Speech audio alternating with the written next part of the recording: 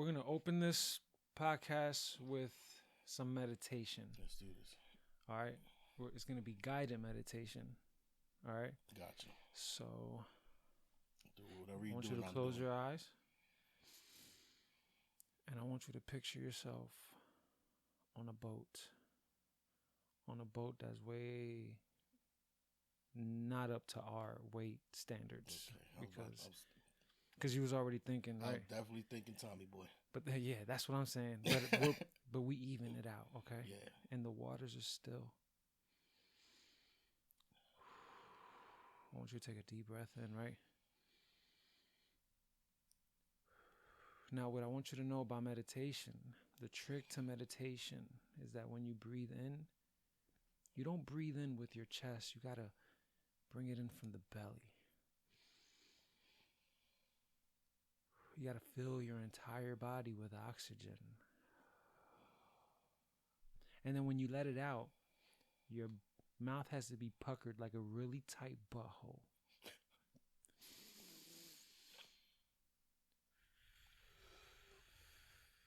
Because if you let it out too much, like if you do this, that's not meditation. You're not. You got to let it out like a real tight butthole. Your lips got to be so it can slowly come out. Now we're on this boat. Everything's fine. The water is still. We're at the point of sinking because we don't belong on this boat. It's too small for us. Got a life jacket. It's kind of squeezing my neck too. I am inclined to lose my mind at any time. And you know why. Yes, you know why. It's written in my eyes. Welcome to the B1EP podcast. I'm your host, Glory Rose, and today I have a special guest. So far, all the guests that I've had on has been very special to me because they're people that I know, love, and care about. Okay? This is Chinno the Goof. Chinno the Great. Chinno, the one that will penetrate. All right? He will penetrate you. All day. All day. Chinno, what's up, bro? What's up, brother? See, you came on with the wrong fucking... First of all, you came on with the wrong hoodie. Hey, man. I'm going to need you to come up off that fucking hoodie because we're Eagle fans around here. All day, baby. Eagles. All day, baby. You said it right. Eagles. All day, baby. Hey, man. Listen. All right? I'm listening. As much as I'm a Giants fan, we've been bad for so long that I don't even stick up for them no more. They don't even stick for themselves. But, you know, it's like that kid is like, I got nobody else to root for. You know what I mean? I'm not going to be a bandwagon fan. So I've been with this team. I'm staying with this team. But I'll be back once we start winning again. I'll be back. You're going to hear my mouth. I got nothing to talk about right now. We've been bad. We've been really bad. All right, if you really take it off, man. I'll take it off. Matter of fact, I am a little hot, so definitely want to take it off. Poco de calor. Yeah, you know, put my phone over here, so. Take your time. Ooh, I'm getting a little dun dun dun dun dun. Nice and sexy. Nice and sexy. Watch the nipples. They might be hard because it's cold outside. Yeah. Nipples that'll cut ice. I don't know what I just said. I'm shy right now. I feel a little nervous. This shirt represents an anniversary that I'm celebrating, so you know. What do we got here? Feel me? Very proud of my. He beat anorexia. Okay. Well, I don't know why he's laughing. This means something to me, buddy. There's a lot of ironies. Could have been starving myself, but I went the opposite route. He said, "Yo, he beat anorexia." Hold on. Let me see. Right, Let him see. Anorexia is a real thing, and today is. This is Anorexia Awareness Month. Yep. Jesus. Okay. Yo, I feel as though they be having a lot of first of all, a lot of months are good, you know, like cancer awareness, you know, but I feel like a lot of people are like taking this shit like far. Give me a hot take, brother. Give me a hot take right now. Like, today is I Stub My Toe Awareness Month. Anybody who stubbed their toe, oh no, we get a ribbon. Everybody wants a fucking ribbon. Yeah. We don't got enough colors in the universe to give you a ribbon. No, the gays took them all. I didn't know that. I love the gays. I didn't know we were gonna. No. Hey man, I can say that. Yeah. No, listen. He's. You know my sister. Oh, he says I know somebody, so I can say it. Oh, I'm one of those people. I'm like white people. I got a black friend. Yo, my God. So listen, he's a stand-up comedian, y'all. He's an up-and-coming stand-up comedian. Trying my ass. Let me tell you something, bro. I'm gonna fucking tell you something. Last week I had on Bow, right? Yeah. Shout out Bow too, man. Bow. Thank you for putting me on him too. Bow's dope. I know I text you, DM'd you about that. I'm like, didn't even know. He's a battle rapper, correct? So he's a battle rapper. But your craft is another one that takes tremendous fucking balls. Yeah, I mean, you gotta give a fuck about it. It's just like rapping, you know what I mean? It's like you gotta give a fuck about it. You can't put something out there that if you don't give a fuck about it. You know? I just don't know how I don't know how you do it, bro. It's scary. I always wanted to do stand up. What makes it scary? Because this is the only reason I'm asking you is because you've been on stage rapping. So what makes it scary? Because I know a lot of people that tell me I can't do it. You know, I got stage fright. But coming from you, I want to know why it's scary. First of all, rapping or no rapping, I get stage fright. That's one. I think it's more excited, and I learned this from Kevin Hart. That feeling you get before is because you give a fuck.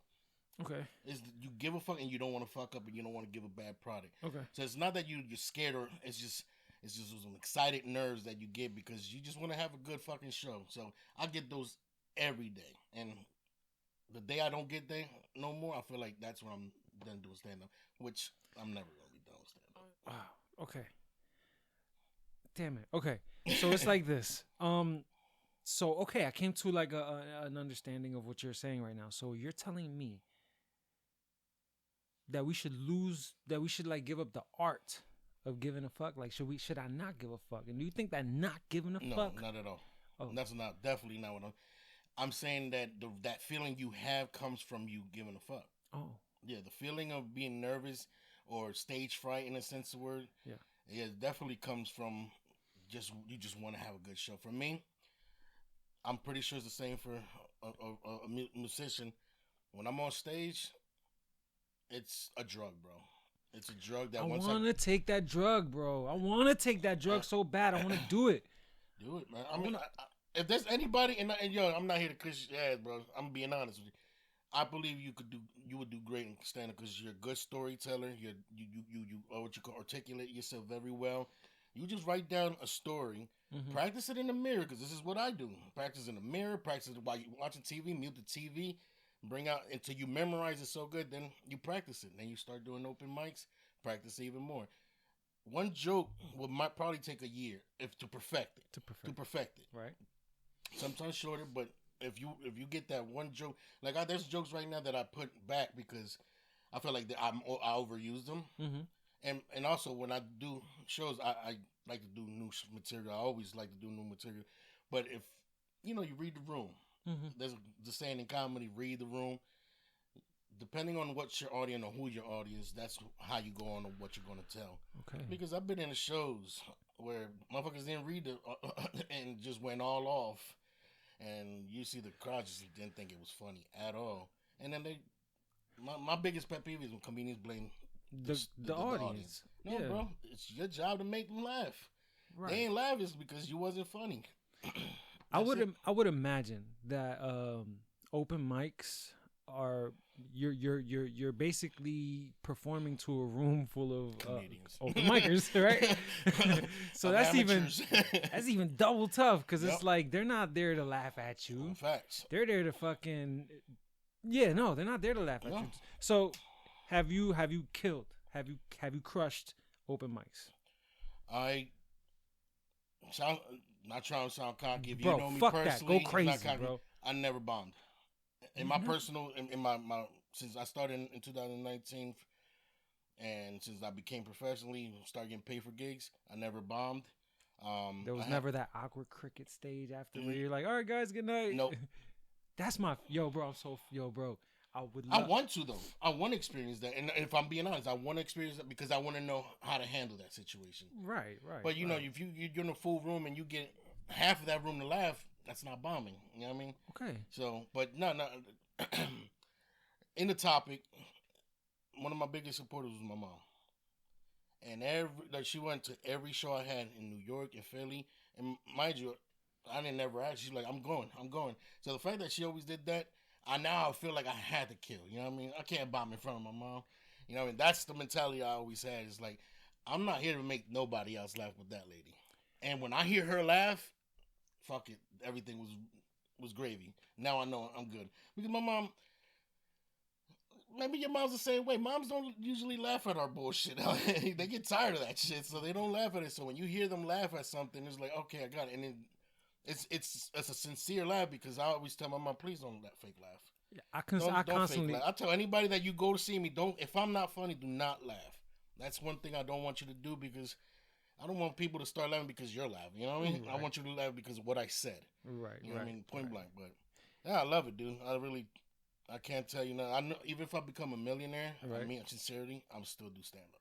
Right. I think my humor is very dark. I have a dark humor. That's a niche for that. Disgustingly dark. It's so dark that I have yet to even unleash it on here. Okay. You know what I mean? So it's like today's the day. No. No, my God, bro. Yeah, no. Evil origins come out right now. Oh shit, that's the origin story right there. It's okay. You've been doing fucking stand up since you said 2019? Yeah. So then the pandemic struck? All right. Make it a long story short. May of 2019, me and my job was just bumping heads almost every day, bro. And I was working at a warehouse. So I already felt like a loser, bro. 100%. I felt like, bro, you know, that feeling like, what? I'm better than this. You know what I mean? At least mentally, I was like, I'm better than this. And literally, I will never forget, it was May 27th, no, 26th, because the 27th is when I went. Right. May 26th, I told my kids, Mom, and I told my mom, tomorrow I'm going in, and I'm going to get fired. I already knew it, because of how shit was transpired, and I took off the 26th. And I took off that day because I wanted to get fired. I wanted to go on what you call unemployment. Okay. So I told them, I sat with my mom and I let her know, what I'm about to tell you, you're not going to like.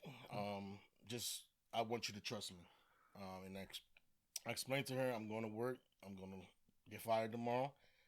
And the very same day, I'm going to start going to open mics in Philly. I already was doing research by then. I was already looking for places to go. And Philly was the first place. I seen that was local because I could take a train. And the train was right in Center City where most of the pubs and comedy clubs was at. So I told her that.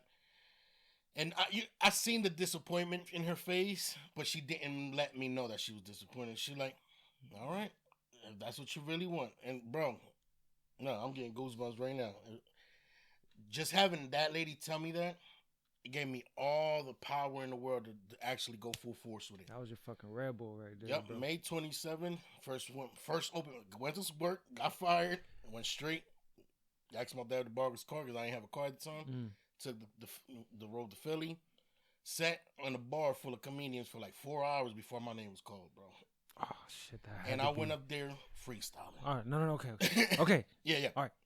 Fucking walk me through those moments, right? Okay, you're at the bar. You're around comedians. Are you talking to them or are you keeping to yourself? What's going on?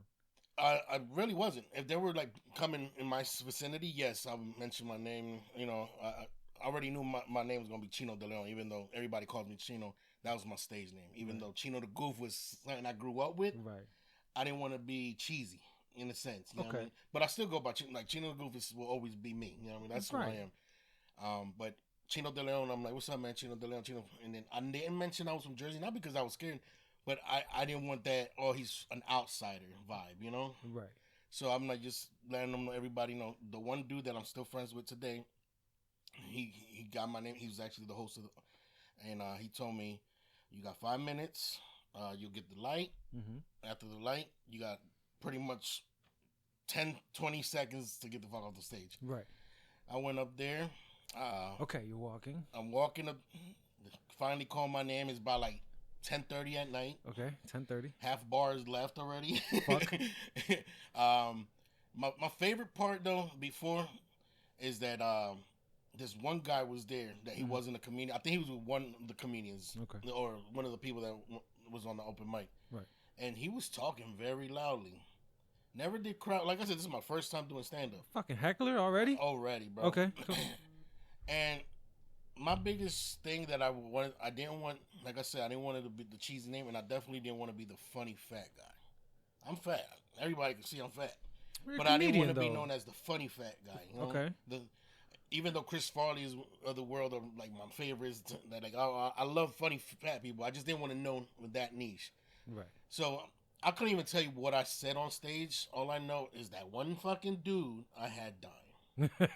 The one dude Good. Okay. So the was heckler, dying, you got him and on your his side. laugh had everybody else down. Because I'm like, all right.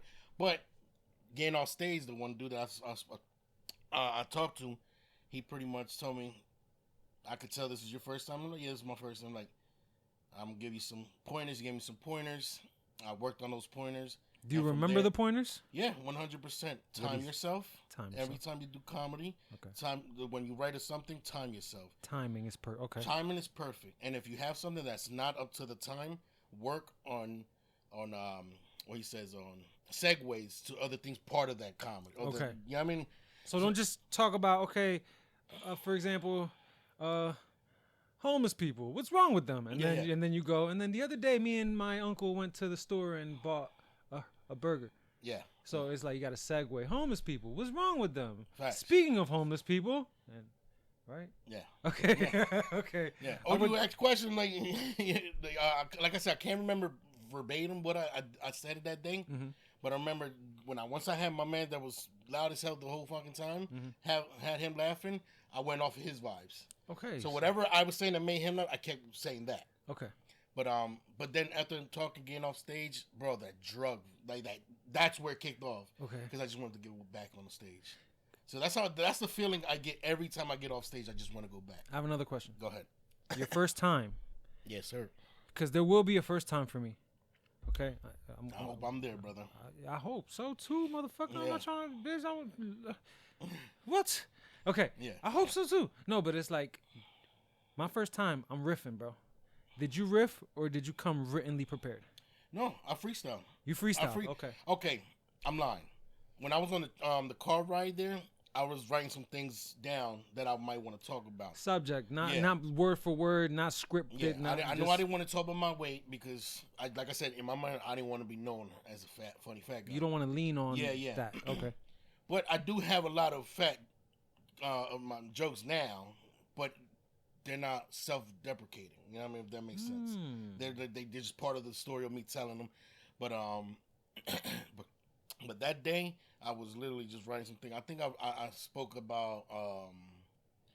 I said I can't even remember exactly, but I know I was trying to be the oh wow he said that kind of comedian, which I learned. Shock comedy. Yes. You want to be a shock comic. Yeah. And when I realized that, mind you, that shit didn't work. Okay. When I was doing the shock, not really. It's the other shit that I said that had them laughing. I'm like, okay, so right there, kind of tells me, all right, I got a premise.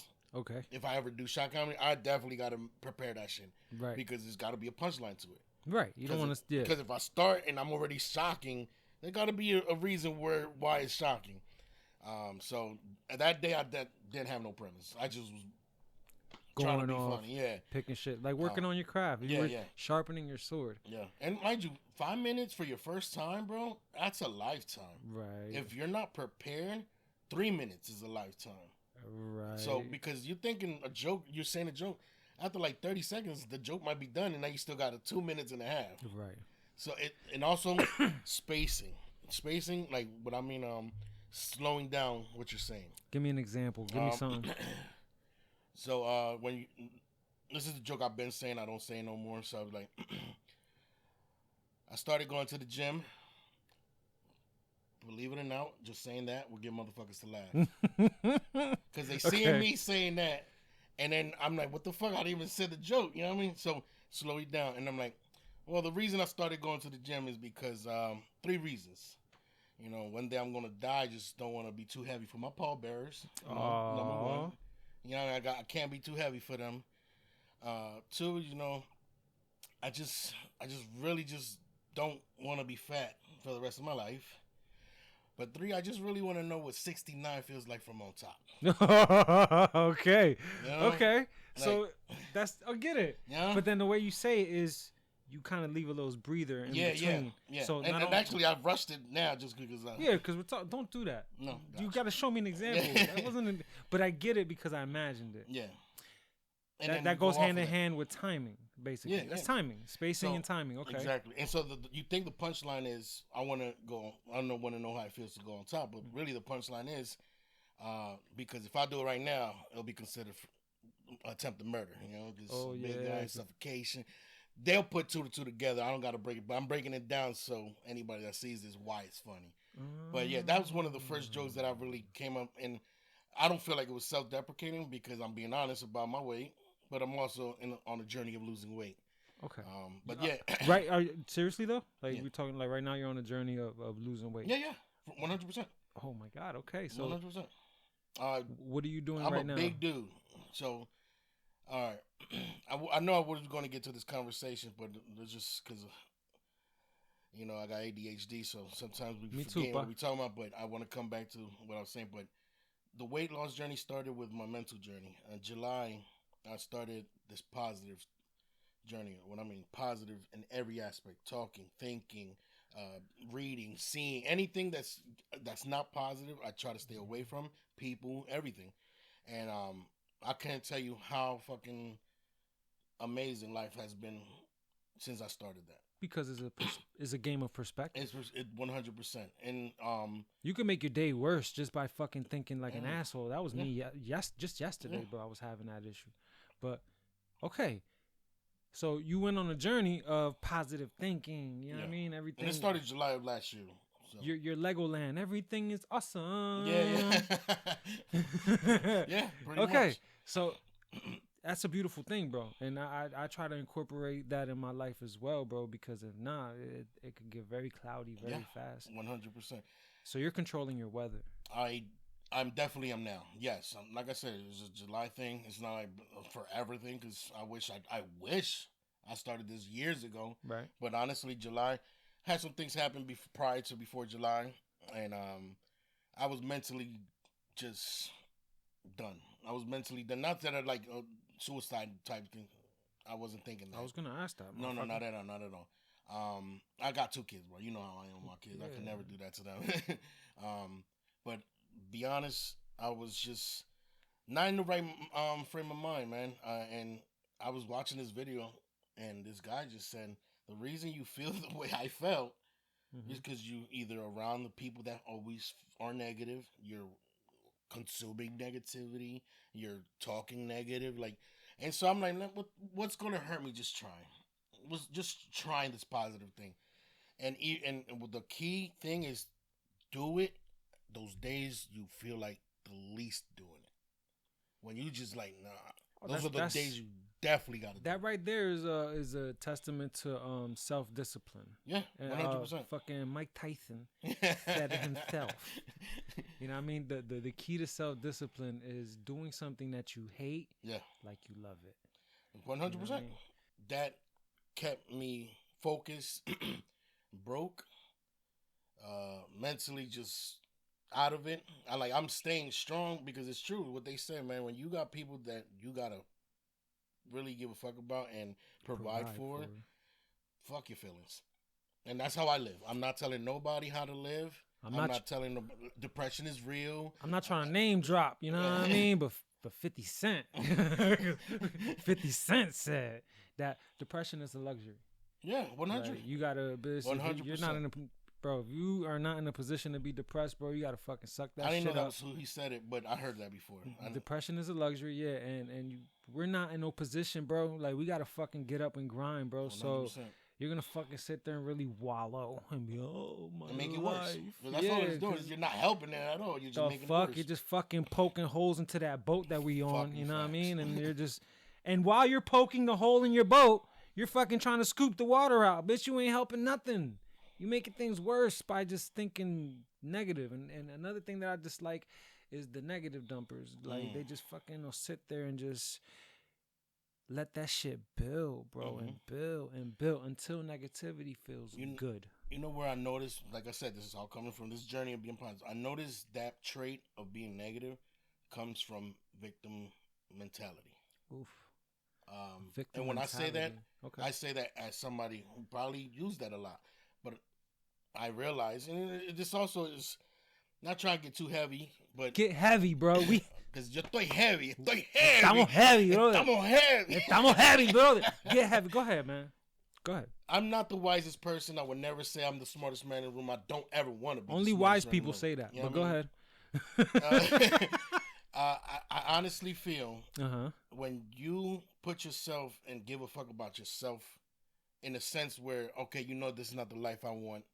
I feel like I should deserve better or I should do better. Right. Then slowly do small things to get you there. Baby steps, baby. Baby steps are the biggest thing, because if I would have said I'm thinking positive and then the next day, hey, I'm going to go try to be something that I'm not, that's counter working against what I'm trying to do, because I'm already here. You know what I mean? If I'm here and I want to be here, I just can't jump the hurdles. Exactly. I got to go through the process. And in this, 7-8 months process so far, I got my job finally back. I'm financially stable, thank God. So many things happened prior to being in this positive mind state. Right. In between that, when it did happen, it is what it is. Right. I'll handle what I can handle, and with those things I can't change, it is what it is. Always, that's the mentality. It's like people be having this thought about affirmations, right? And again, I don't mean to name drop, but man, but Jim Carrey said, "Oh my God, that's my Jim Carrey said." Well, I'm gonna paraphrase. Yeah, but he was like, you know, when it comes down to affirmation and speaking things into existence, you can't just say I want a cheeseburger. No offense to us, but like, I want a cheeseburger and expect that cheeseburger I'm going to get a cheeseburger, or I'm going to get $1 million, and you're going to expect that $1 million and the cheeseburger is going to fall into your lap. No, you got to meet what you're speaking into existence. Facts. You got to meet that shit halfway. Facts. You feel me? So you got to start working towards what it is that you want. You can't just say, I'm going to be successful and expect success to just fall on your lap. It's not going to work that way. Thank you, Jimmy. I appreciate you and your Botox. Thank you. I wish I remember who told me this, and it sucks because if I know you and you told me this, please let me know, because I can't remember who told me this. But they said prayer doesn't work without work. That was me. I said that to you. You told me? All right, then that was all him then. I didn't. He said, you know what I mean? Like, I'm not religious. You know, I don't follow a certain religion, but I'm a big believer in God. Spiritual, baby. What I've been through proves to me that God is real. Right. If you're not a God believer, if you're agnostic, whatever, which I believe in the universe. I respect everybody. I'll be honest. I don't believe in I don't mean to switch topics. No, you good. Or we're gonna be all over. I don't believe in religion. Yeah. You so know? Yeah, that's pretty much it. No, 100%. It's not that I don't believe it. I respect everybody's religion. I'm big on that. I'm big on respecting people's religion. Fuck yeah, dude. Even if I disagree with you. People like, because it helps. It helps people. Yeah. It really does help the mind state. You know what I mean? Whoever wants to choose to go to church and do if right in their lives, you, by all means. I'm not gonna sit there and talk, because a lot of them on that side. Yeah. I thought I turned my shit off. That is so fucking rude, bro. Was that the porno? Oh shit. Squirter, baby. Like, they be on that side trying to tell you you're wrong. Yeah. You're wrong. Listen, bro. I'll sit there and you could tell me your beliefs. You could tell me you believe in a purple alien with a fucking pink dildo and a rubber ducky around his waist. Oh, all right, like, cool, bro. I'm not gonna be like, no, there is no purple alien with a yellow dildo and a rubber ducky around. I'm not gonna say that to you. Yeah, no. So everybody's journey is different. Exactly. You know what I mean? And their beliefs are different, and that's one thing, especially in this climate right now. People got to understand, we got to embrace each other's differences, because it's easy being in a room full of people that think the same. I might not agree with a lot of people, but I also try to make myself understand why they believe that way. Right. You know what I mean? Because that makes me, understand more why you believe that way. I don't mean to name drop. Name drop. Abraham Lincoln said, if I don't like that man, I must get to know him. Amen. 100%. Yeah. That's what we should, bro. As we should. And like I say as we should, but I also don't tell people what to do. Yeah. But how self-centered can you be to be in a room full of people that just think like you. That's how I feel like to be self-centered in a sense. And I'm not judging. It sounds like I'm judging, but I'm not. Because I would feel that way. Maybe that's why I say it, because I would feel like, oh, if it's not how I believe, then I don't need to be around them. No. Right. And that's what religions sometimes hurt each other. Because we grow up, we believe to respect one another, to feed the poor, love one another. I don't agree. And then once we got older, if they don't believe how we believe, they're wrong. Yeah, I don't. Or if they pray to the wrong God and that we don't pray to, then they're wrong and they should go to hell. That's not how I believe. I don't agree in anything that you're saying right now. As we should. Yeah. As you should. Yeah. Okay. Thinking positive. Yeah. Right? And this is on your journey to the weight loss. Thinking positive is your first step. Yeah. What was the next step? Putting the work in. And what is that?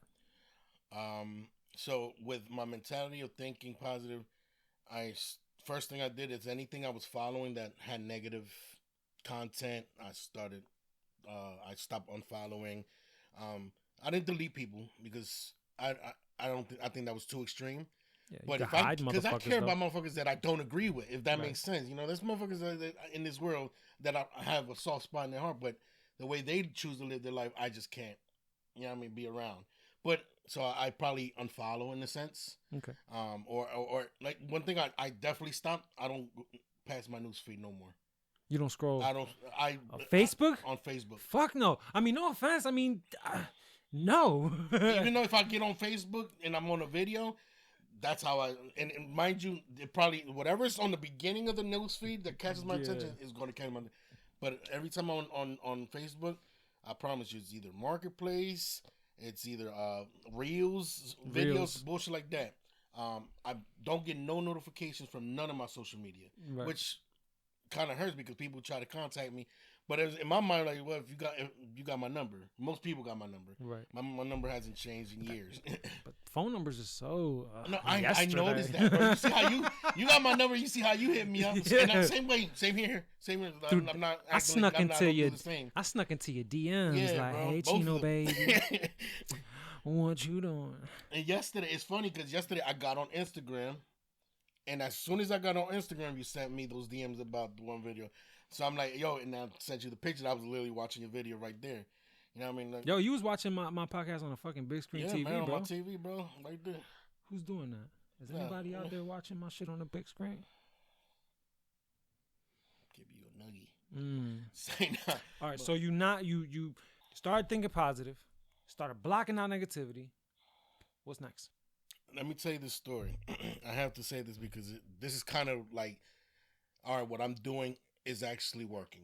Okay. My grandma's birthday is July 20th for my dad's side.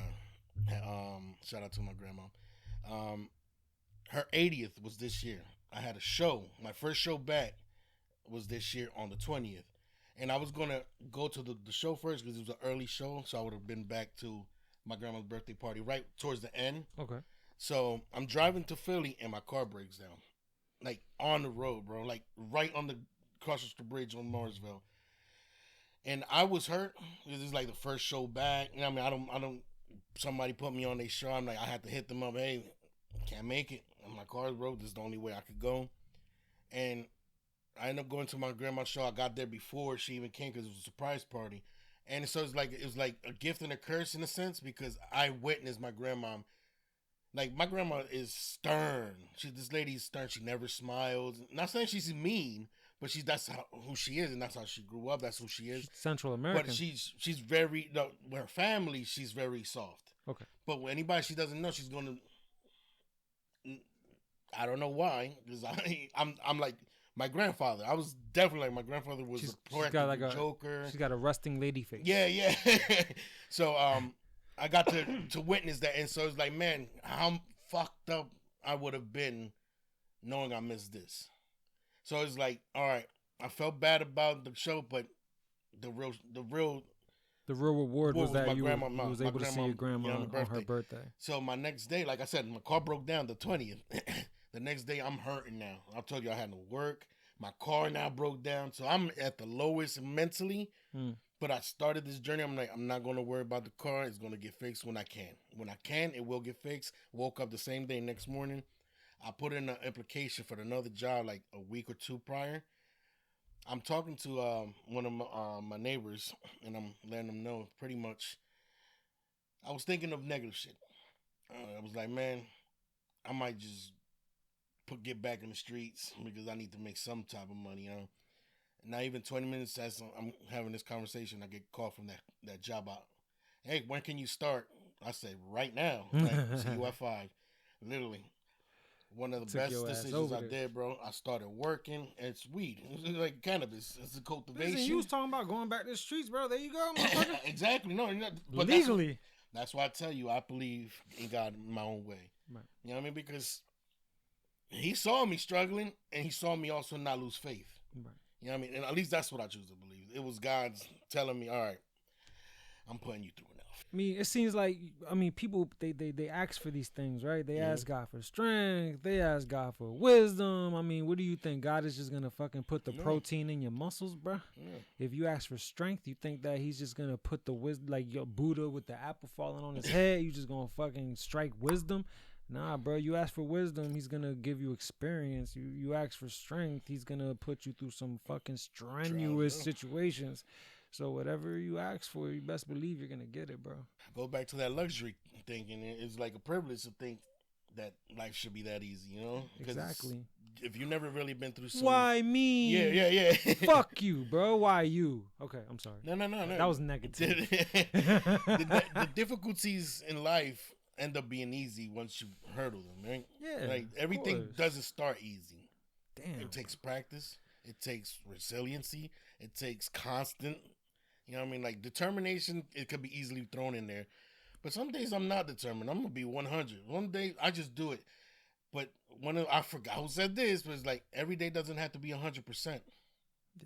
Just put something out there. Yeah, a little. You put 30, 40%. Guess what? You didn't do nothing. Yeah. So yeah, that's one big thing is like, if you hear this, don't think that things are going to happen. Like it's 8 months. I'm still not rich. You know what I mean? But mentally, I'm in a better place. Financially, I'm definitely in a better place. Spiritually, I think I've always been there. But now with this positive thinking, it takes a lot for me to really be mad now. I have got mad, and you're human. It's human nature to get mad. I just don't react how I used to react. I stopped. You know what I mean? One thing, I don't yell at my kids. You see how we grew up. Yeah. So to have my son protected until 16, that's an accomplishment in my life that I take pride. I can never repay my kids for what they done for me that they don't even know.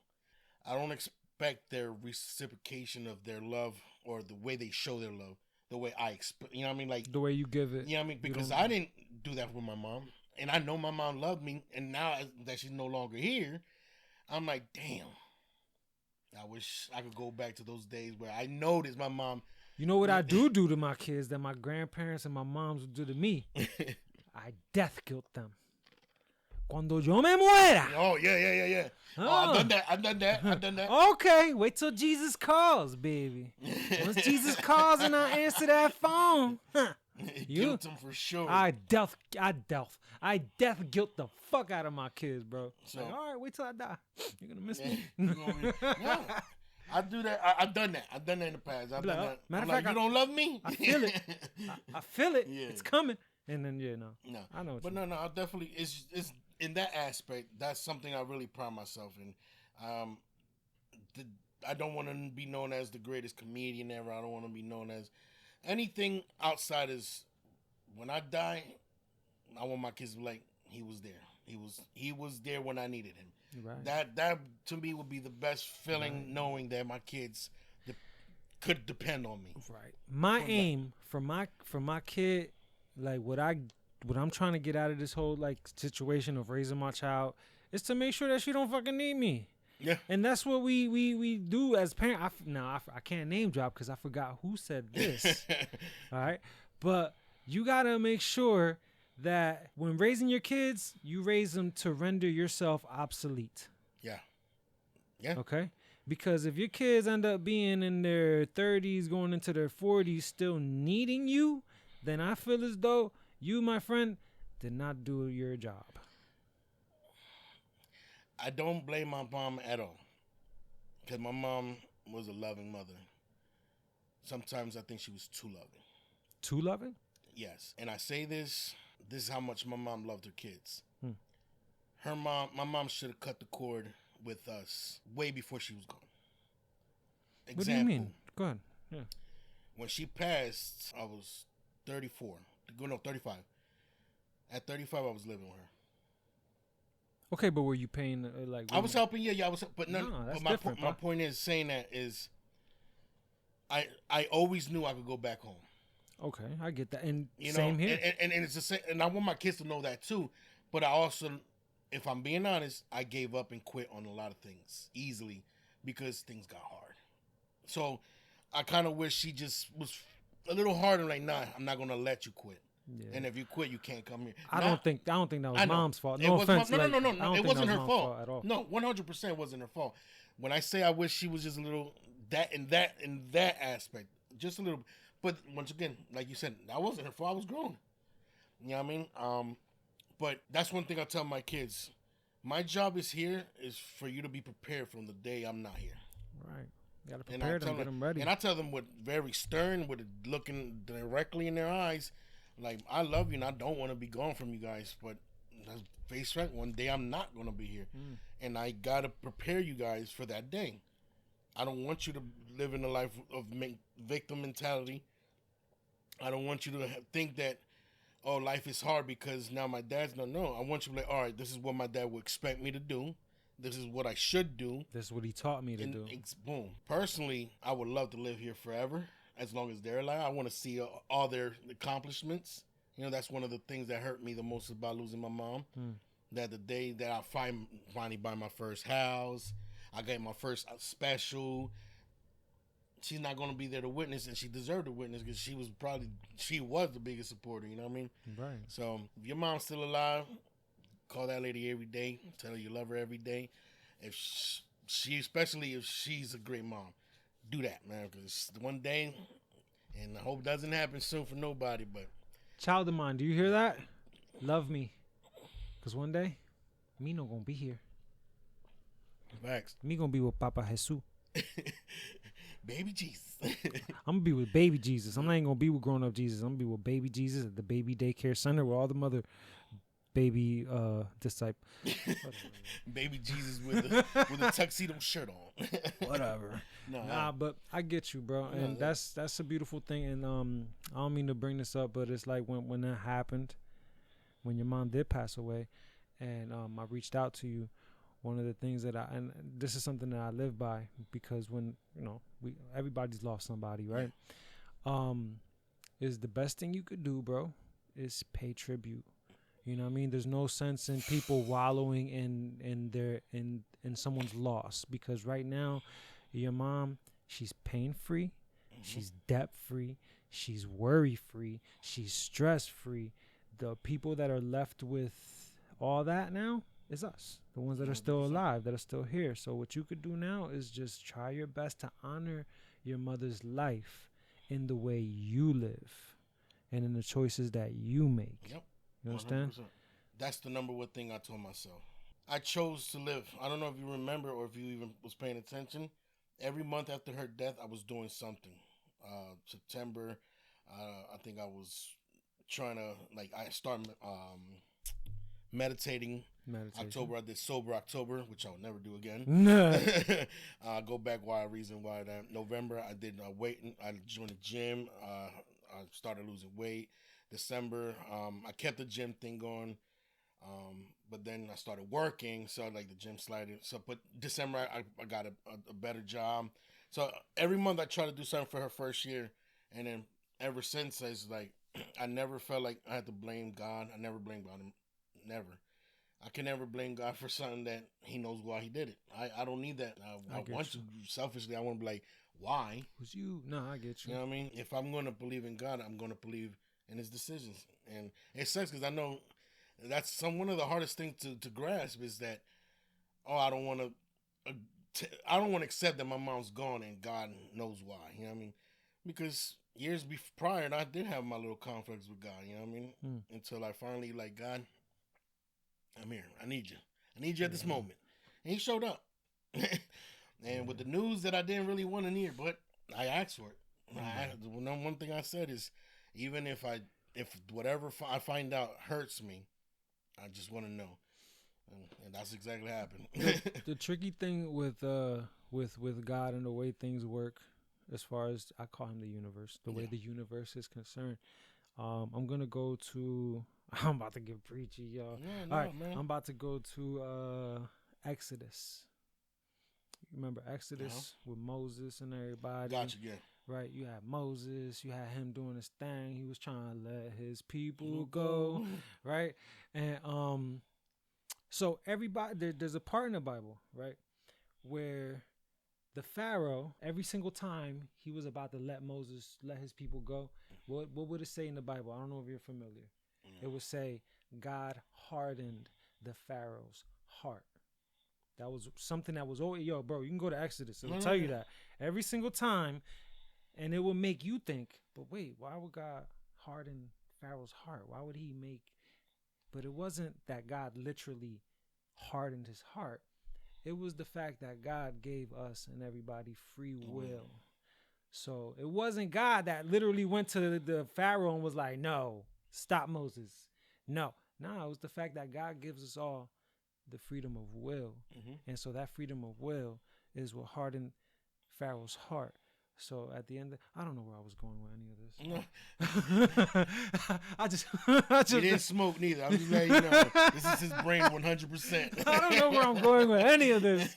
No, I get what you're going with it, because free will is a motherfucker. Oh God, it is. And then then we fucking blame him. Yeah, we blame him. But at the end of the day, it was what I told you when my mom died. I selfishly I wanted to blame him. Right. I mean, I'm not saying it's anybody's fault that it happened, but it's like, but it's so easy to blame. Yeah, 100%. I believe that very wholeheartedly. I can easily give up a long time ago, bro. Nah, bro, and I'm glad that you fucking didn't, bro, because right now you are on your way. You feel me? You're an up and coming stand up motherfucking comedian. You know what I mean? Speaking of being that up and coming stand up comedian, I just kind of want to know, right? Who's your favorite? Like, who made you do this? Okay, because yo, bro, you got a resting bitch faced. Okay. You do. You got like bad. A seriousness to you. So it's like when I found out you was doing stand up, I'm like, hold up, Chinno. Whoa. So like, who inspired this? What comedian made you say, yo, this is what I want to do? Was it that? Is that how it even worked? 100%. No, not at all. I always was a class clown. Like I literally was, but I wasn't like annoying class clown. I was wise. You know what I mean? Like a little wise ass. I was fucking annoying. You know what I mean? So, what's that too? But I remember teachers just telling me like, "You're funny," and 100% Mrs. Oots, man, wherever you are, man. My 4th and 5th grade teacher, I was a special ed, and that's why I had them both in the same year. She pulled me up to the side one day. I'm like, I want to talk to you something. And then she pointed out the fact that everybody in class would follow what I was doing. I'm like, that tells me you're a leader. You're a natural born leader, just right there. And I didn't realize that. You know, as a 4th grader, who's realizing that you're a leader? It pointed me out, and then she's like, now imagine using that for positive. Straight words, like using that leadership in a positive way. And so that literally started my journey of trying to be a better student. It didn't work until I got to 6th, 7th grade. But the fact that it's still, like, she instilled that thought process, because I thought about it years later, not being in her class, and I got what she meant. When she originally told me, I didn't get it. Okay. But then one day, I'm like, I got cocked. It happens, I guess. I'm comfortable with my sexuality. So some shit that comes out that sounds sensitive, it is what it is. Yeah. So you got cocked. Go ahead. I'm listening. Literally, she when she said that, it took years later for me to understand it. Right. And then I remember getting kicked out of junior 4 for fighting. This one was probably one of the worst ones, because the kid hit his head on the wall and got unconscious, and I was pretty expelled out of junior 4. And they literally told my mom, it's either this alternative school or juvie. And no mom is going to put their kids in juvie. So my mom said, all right, let's try the alternative school. Yeah. And my mom I saw my mom tired of my shit from school. And then she's like, man, me whooping your ass is not working.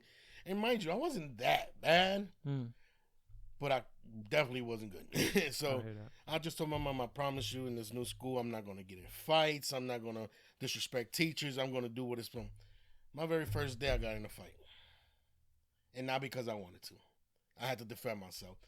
Alternative school is nothing but a bunch of kids that are bad as fuck that couldn't do it in regular public school. And that was a super culture shock because it was like juvie, but with classes? 100%. And you got to go home. The teachers could put their hands on you if you get off 100%. Fuck out of here. You serious? Teachers could rough the... I've seen it. I've seen motherfuckers get carpet burns on their face because they were fighting with teachers, and they had to get roughed up. There was a security guard in Junior 4 that used to fuck us up. Not Mr. All I know, he had some weird shit in the back of his head. I don't know. Oh no, the name Mr. Menendez was. No, Menendez was Dito. God bless Mr. Menendez. That's my guy. He wasn't doing. He was a sweet guy. I remember he tried to chase somebody and he ended up breaking his leg. Oh shit, he never chased us. He just whenever he called us, he called us. Maybe it happened. Maybe it happened before he decided not to chase y'all because he learned his Dito. So, but he was a good dude, man. No, definitely.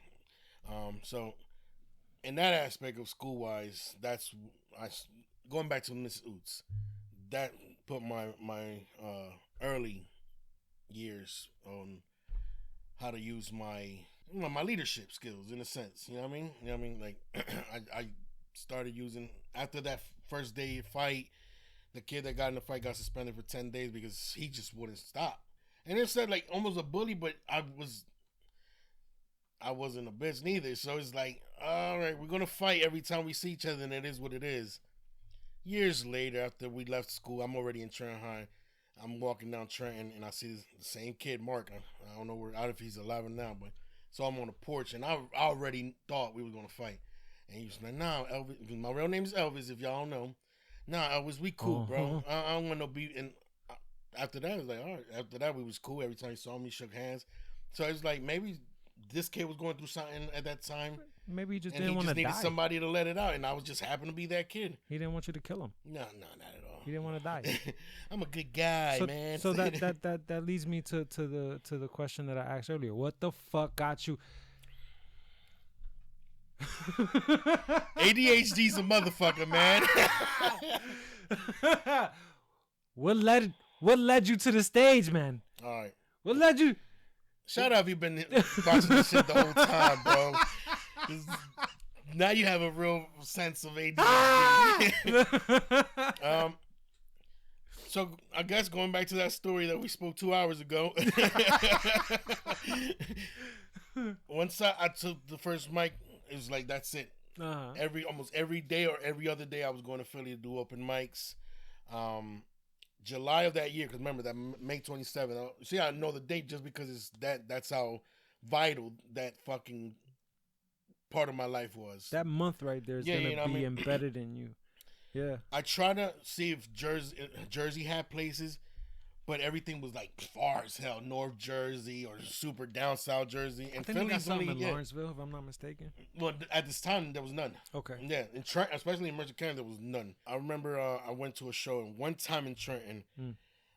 Billy the Kid. Shout out to Billy the Kid. Billy the Kid. I like Billy the Kid. Yeah, he's my guy. Dude. You should get him on here, man. He's a good dude. He didn't know what I was doing, but I went to his first show and I just wanted to see the vibes. Right. I'm like, all right. It wasn't packed. There was about like 5 people there, but every performer performed like if it was a packed house. That's how you gotta do it. That's where that is the number one spot. I'm like, no matter how big the stadium, anybody that comes to see me, I'm going to give them a full show. Right. I'm not going to half-ass it, and I don't. One thing about me, I'm very, very, very, very, very protective of my craft, and when I say protective, is like I don't want you to ever leave a show with me and like, he was all right. Because that, in my mind, he was all right. That means you didn't see my full potential in a sense. Mm-hmm. So I started going literally every month to Philly. And one day, I'm like, you know what? Let me take this shit real serious. I go online and I look for stand-up classes just so I could perfect it. You know what I mean? I really want to take this shit serious. Philly Improv Theater had improv classes, and they had workshops. So if you wanted to go to a workshop, and if you really wanted to, then you could sign up. Right. So I'm like, all right, I'm gonna sign up for a workshop. I signed up for a workshop. It was a Saturday on July. I don't remember what day though. And I went to Philly. I walked from the train station to Philly Improv Theater, and I went to the class. And when I got into the class, it was an improv workshop. And I'm like, oh shit, this is not the class I want. But it's sure? Like, I'm so fucking happy I took that class. Yeah, that's what I'm saying. Improv is fucking dope, bro. It woke up something in me. Improv, I give so much credit for me using the stage more. Before, I used to just stand there, and sometimes I almost look kind of nervous, but not really. Now, when I'm more dramatic on the stage, I use that stage because of improv. And improv, I love improv. I still do improv to this day. I would imagine that the stage is like a woman's body. And it's like the first time the first time, obviously you're stiff. So you're just like grabbing boobs and you're just like squeezing. But now you're just. All the creases, all the crevices, all of that. All of that. And then you fucking come and you make a real funny Tony Soprano-like come. Like. His heavy ass breathing. Yeah, he had that fucking thing in his nose. I don't know why they would show that man come so fucking much. I done seen that man come so much on that fucking show, bro. It's eating and coming. Yeah, he's like gobble go. Yo, bro. I really thank you for coming, bro. No, man, you're the fucking man. I hope for the best. Like, yo, bro, I'm proud of you. I pray that you continue going on this fucking journey. Instagram, I'm at ChinnoGotJokes.com. I should give me a damn domain name. But Chinno Got Jokes at Instagram, Facebook. But honestly, just Chinno De Leon on Facebook. That's my page. Chinno 2 N's. Chinno with 2 N's, yes. Got Jokes with an S or a Z? S. It's spelled all correctly. Okay, except Chinno. I told you in the beginning I wanted everybody to like me, so I want to make sure the white people were like, this guy know how to spell. No, I got you. But no. In all seriousness, some white people don't know how to spell. No, not at all. Okay, no. I'm just saying. All right. That's the mentality I had prior. Now I know a little bit more. But before I leave, I know we're probably ending soon, but I had some questions for you. Oh, you know what I mean? Questions for me? Yes, I actually got them. So you wrote questions down? I definitely do. Like I do this, man. I really do come prepared a lot of times, man. Wow. No, because we normally we do like an hour. You know what I mean? Yeah. And I know bro, I've been checking my fucking analytics on YouTube, bro. Yeah. I don't like people. My first question. Okay. I don't know why I just got nervous. Are they good questions? I think they're great questions. Okay. If I'm tooting my own horn. Okay. The first question is, okay, what do you think life has taught you? Life has taught me something that you said earlier. I don't know, goddamn thing. That's something that life has taught me, and that's pretty much it. Yeah. I'm a constantly, forever in my entire life, I'm going to be a student. Oh, yeah. You know what I mean? Even when I'm in that position where I'm a teacher, I will always be a student because I will always be open to learning something new, you know? And yeah, that's something that life has taught me, that I don't know a fucking thing. Well, I like that answer. Just to look, whoever watches this, me and this man pretty much grew up together, but not grew up together. We weren't always in the same circles, but it's like, the love I got for this man, I don't mean to touch you, and it might be gay. It touch might me. not be gay. No, as a matter of fact, caress. While you say this, caress.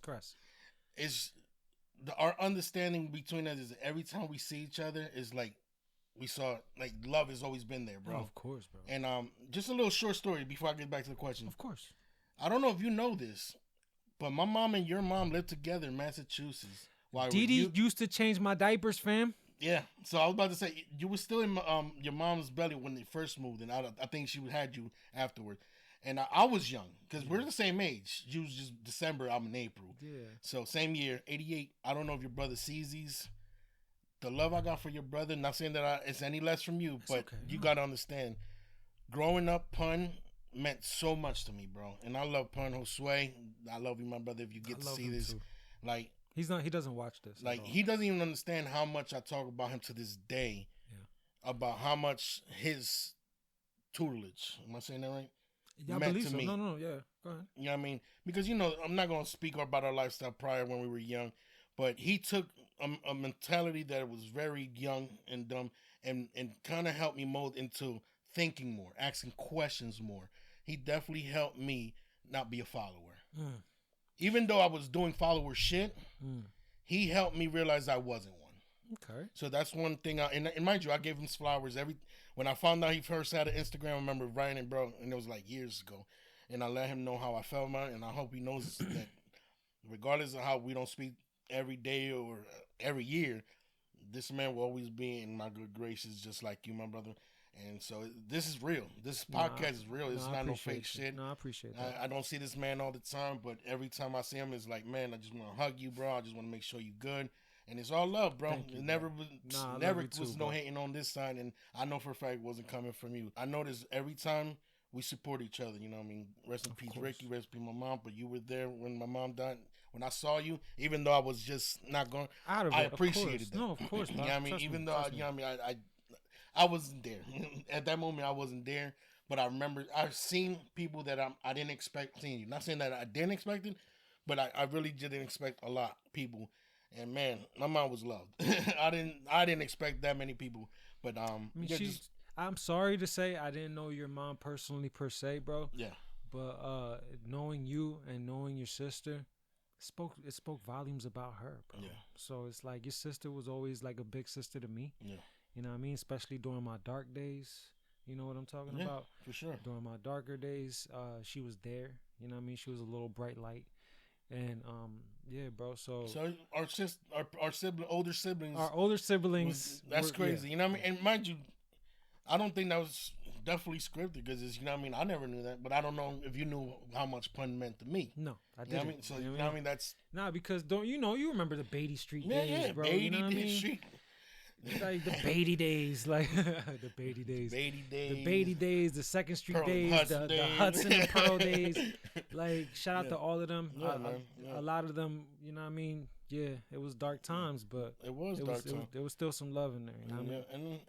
And definitely made us who we are, man, because, you know what I mean, it wasn't a privilege to grow up the way we grew up, but in a sense, we're thankful for growing up. It wasn't that a privilege, but it was an honor. Okay? Perfectly said. So, yeah, shout out Pun, shout out Dee Dee. You know what I mean? Definitely had to mention, yo.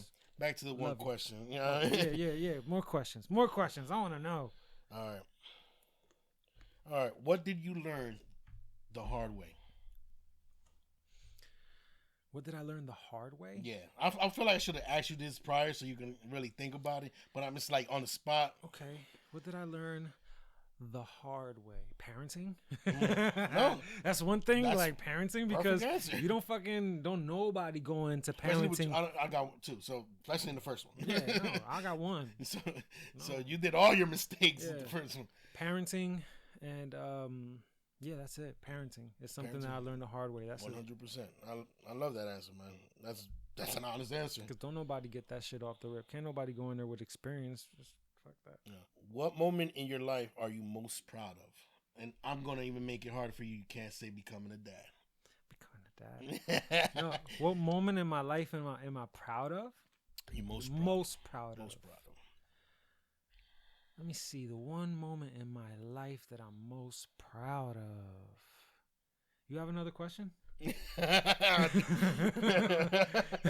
go to the next question. Because you're married. I am married. So I'll ask some relationship questions. Yes. Yes. My belly rubs on the clit while there's penetration, and it's amazing. I love clitoral stimulation more than... Yes. Was that the question? No, not at all. But I'm happy to know now. Belly clitorals. All right, my friend. It is relationship, but it's not like you and your wife. Okay. Who were the people that changed your life the most? That changed my life? My daughter, dude. That was a whole 180. I can't get mad at those answers because it's the legit answers. My daughter and my wife, you feel me? Like, see, I respect that one. Yeah, 100%. All right. Do you believe everything happens for a reason? Yeah, everything does happen for a reason. Okay. Yeah, you know, it's like that movie Crash. I think life is like that movie Crash, where everything kind of intersects. Yeah. And there's a reason for everything. Yeah. Is there anything you want to say that no one has asked you yet? That would be difficult because it would have to be asked. It's like one of those. I don't like.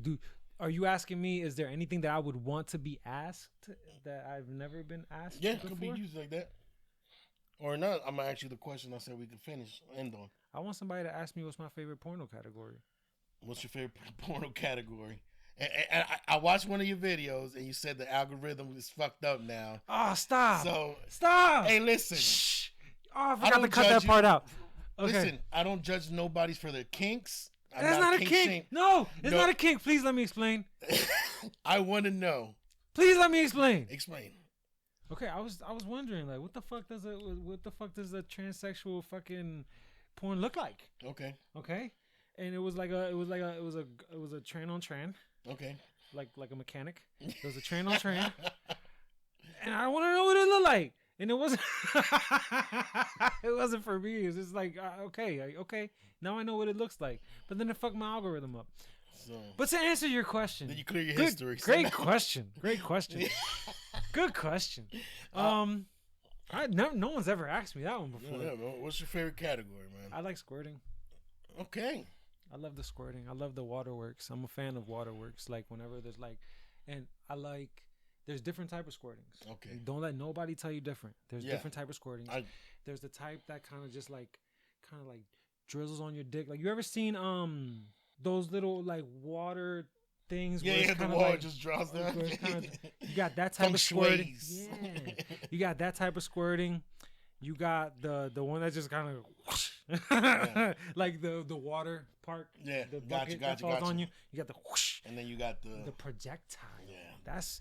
I like the fires. I like the projectiles, like fire hose. Like you feel like it's like sometimes like if you're eating pussy, right? You eating pussy and that shit happens. It kind of feels like when you're like flossing with that little water flosser, where it just kind of shoots in between your mouth and then your teeth, like you're in the dentist and they just like cleaning your teeth. You kind of feel that, and then it kind of drips on you, and then your beard turns into a paintbrush, and you go like this with it. I'm gonna make the question even more darker. Oh, not darker, more nastier. More nasty. Is that when you climax? Right when you see the or you're still there's in something about a woman. Well, first of all, when I get the projectile squirting in my face, it's not Oh, you talking about real life? I'm eating porn. I thought you was talking about porn. You said porn category. Now this man got personal. Hey, that's not on me. That's not on me. Porn. No, well, what's weird is that is it weird that I don't watch it to jerk off? Is that weird? It's not weird. It's unorthodox. It's definitely not normal. Because to be honest, if I'm jerking off, I heard people that would watch porn and just because of the script. It has a good story. Hey, maybe that's why, but not me. No, but it's like no. I also don't just come in the first video. I'm watching a few videos before I. Okay, so okay. I watch it because I want to learn on how not to do it, because a lot of people got the preconceived notions that the way people fucking porn is the way you're supposed to fuck in real life, and that's not really the case. And I like to watch the waterworks, you know what I mean, because to me that is the ultimate proof. Have I jerked off the porn before? Yeah, I have. But me, when I jerk off, I like it up here better. Yeah, I got you. So you can do anything. Oh, you do anything. You know what I mean? Anything. And even when it comes down to porn, the one that I like to rummage myself with. To rub one out, unclog the pipes, to tug the roots, is root tuggers, is when she don't look like a fucking model. I like amateur. I like her to have dirty feet, a little wear and tear. Yo, you know what I don't like about porn nowadays that a lot of these fucking bitches is doing, bro? Is they're crossing their eyes. Why? I want to ask y'all, whoever knows. What's the thing about crossing your eyes when she's like going, you know what I mean? She's going crazy, right? But then she does this, like while she's giving, I seen when she's getting piped. When she's getting piped down, she's like, I understand that one more than the giving head. I'm like, that makes no sense. But why? Do you know why they do that in the first place? Like where that even came about? One, I'm gonna tell you, be honest. Even if she was faking it, I tell women, I don't give a fuck if you fake it. That's why I like squirting. I don't exactly. I don't care if you fake it because by the end of the day, I'm gonna get mine. You know what I mean? Now I'm not a selfish. Yeah, I'm not a selfish fucker. You know what I mean? If you want to call it whatever you want to call it. You know what I mean? I'm here to please too. So the eyes things, unless she was faking it, that's on her. But what makes them cross the eyes? Man, sometimes they come so hard, and you realizing they're not coming, and I'm like, yeah, that's hitting a spot. Okay, what makes their legs shake? Okay, that's a leg shake. That's an actual thing. Yeah. But they're doing it to be cute. You think so? That's what I'm trying to tell you. But maybe in porn. I don't know, but they're just like in my experience. Like, let's say homeboy's digging. She's all like, yeah. I know. I've seen it before. She's doing that stupid look. Like it's stupid. I'm sorry. I get what you're saying. I don't think. I feel like I'm defending them right now. Like, nah, man. Did you see that in a hentai? Is that what it was? And you just, I don't know. No. Either way, yeah. You know what's another porn category that I like is when the male strippers be going to them things and they be fucking, right?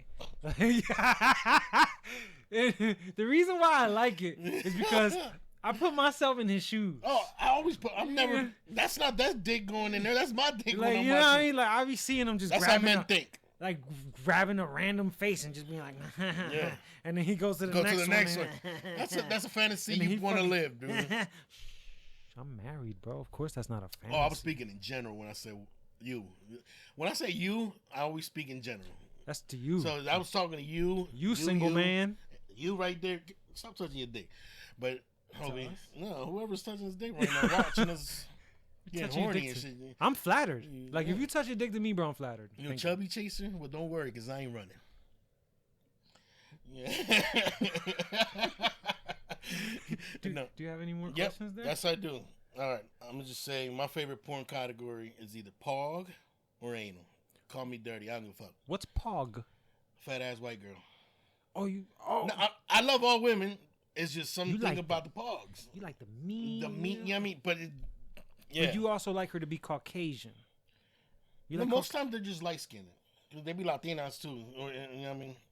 Okay. But that's what Pawg means. I watch everyone. You know, but those are my two top to goals just because, you know. Hey there, you sometimes Pawg anal is even better. Pawg anal. You're like, this nigga like butt stuff. Not with me. That's what I was going to ask you. You don't like your booty play with? No. How about to each his own? How about taint? How about taint work? How about taint work? I had it done. It's not for me. It just doesn't do nothing for me. One time happened by accident, and I fucking loved it. Yeah, I loved it.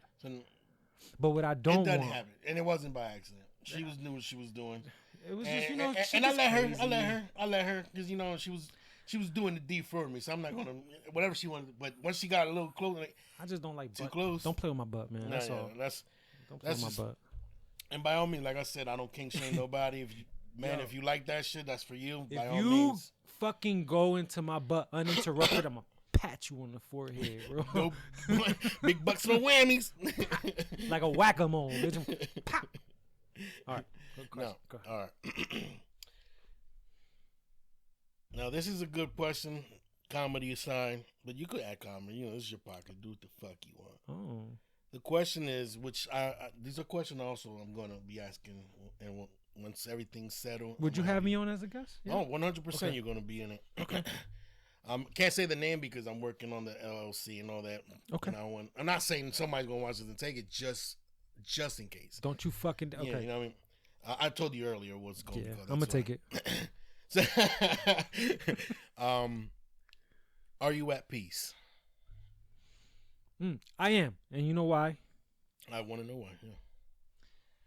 Because I learned a long time ago, right, that and this is imperative to know, that you must find peace in the storm. Okay? Because it's like... elaborate for the people that need to be elaborated for. So, okay, obviously, the storm... Imagine, remember we were meditating? Yeah. But just imagine that we was on that same boat, but it was storming. It was whoosh, whoosh, whoosh. You still got to be able to center yourself and find peace within your storm. You got to find peace even when there's turmoil. You got to find peace no matter where you're at in your life. You know what I mean? Because, like, if you... Perfect example. I'm not name dropping because I don't remember who said this one either. But when an eagle is in a storm, right? Mm-hmm. He will get fucked up in that storm if he starts flapping and doing all this crazy shit. You know how that eagle gets through his storm? By gliding. Yeah. Didn't know that. Yeah. But I definitely get the analogy. That's why I think I'll always be at peace. You know what I mean? Knock on wood. You feel me? I think I'll always be at peace because I've fucking grounded that into my brain that you got to find peace into your storm. And one of the things about meditation that people don't know when it comes down to meditation, they think that meditation is supposed to you're supposed to clear your mind. But do you know the actual trick to meditation? You're not supposed to clear your mind. Mm. Your mind is supposed to still be cluttered, and you're supposed to embrace that clutterness and find peace. So even though your mind is, they think that meditation, I need to slow my mind down because my mind is so fucking racy. Nah, you're supposed to be in that and embrace it and be okay with it. That's meditation, my friends. Yes. That's meditation for you. He disagrees, everybody. But I understand why, and I definitely get it. You know what I mean? Because I'm telling you, like, meditation was the first thing I started in this positive thing. Right. It was the first thing I started. So, definitely quietness. Yeah, no, of course. The ambiance, you're supposed to find that. I'm not saying to meditate in a room full of in a fucking auditorium. I'm saying like, I get what you're saying. Find the quietness. But up here though, that's the noise is here. The auditorium is in here. I got you. And you're instead of fucking sitting there and trying to quiet the noise, you're supposed to embrace the noise. I got you. Be okay in the noise. Embrace the noise and learn how to quiet it by embracing it. By being okay with it is more so. Being okay with it. And that is, in my definition of finding peace in your storm. Facts. Damn. Yeah. This has been the B1EP podcast, aka Burnz 1IP. But that doesn't mean that it burns when I pee. Did you say psst? Okay, I'm gonna do that. Yo, starting every episode after this is the B1EP podcast, aka Burnz 1IP, but that doesn't mean that it burns when I pee. I am inclined to lose my mind at any time.